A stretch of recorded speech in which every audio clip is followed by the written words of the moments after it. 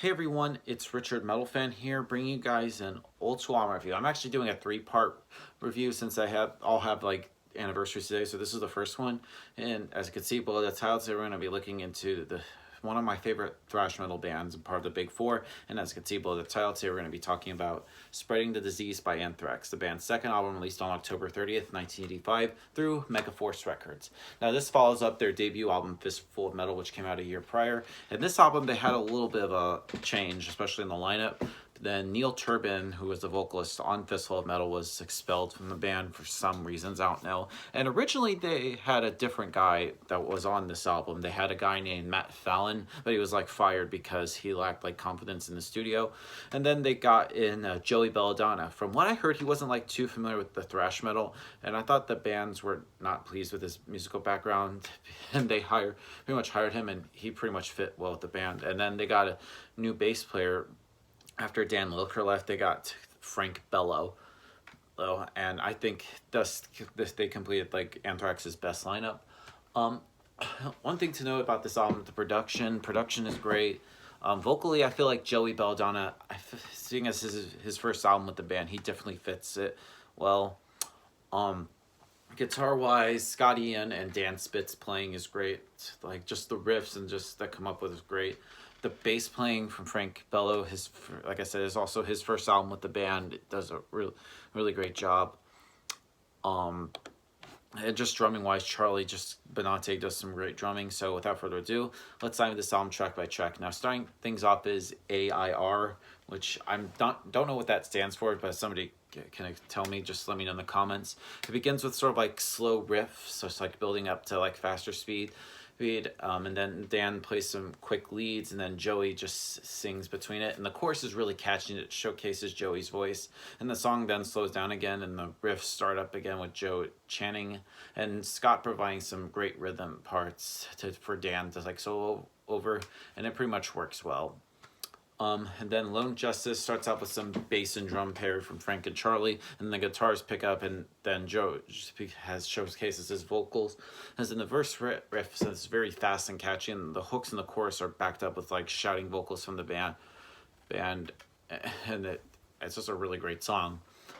Madhouse, which begins with like a conversation between like a nurse and an inmate, and then it starts off with a lead playing, surprisingly from Scott Ian, because I know Scott's more the rhythm guy, but he's a pretty good lead player as well when he does it. Joey then begins his vocals, from which I've heard from like a perspective of an inmate in a madhouse, and just some palm muted riffs in the background are great, and the solo pretty much is a great. And pretty much the song ends the same way as it started, just amazing.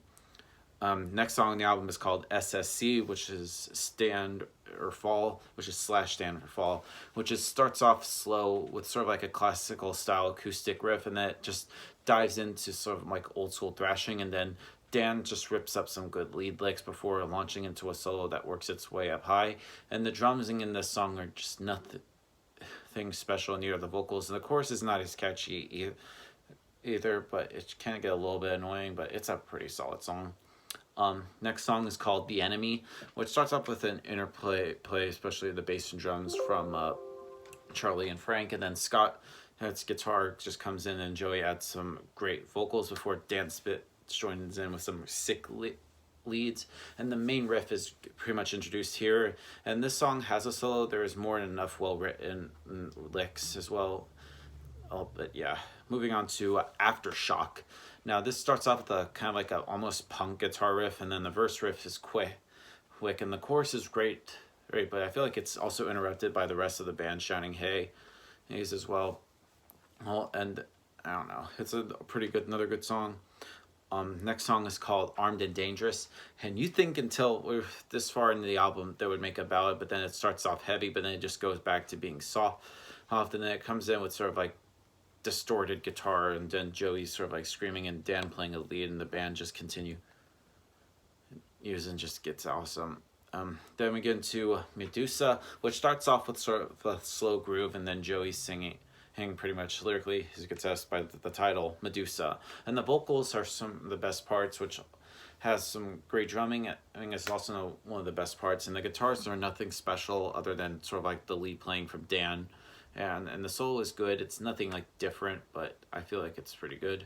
And then the album closes with Gung Ho, which gets right to the point. It's just non-stop drumming, fast riffing, and the band singing backup vocals. And Dan's solo is short and sweet. And then Scott then plays a solo, and he uses a whammy bar as well. But yeah, it's a pretty good way to end the album. So overall, Spreading the Disease is pretty much a step up from Fistful of Metal. So I give this album a score. I'm going to give this a solid 9 out of 10. So yeah, that's my review of Spreading the Disease, guys. Let me know in the comments what you guys think about the album, and I'll see you all in the next review. And as always, keep it metal.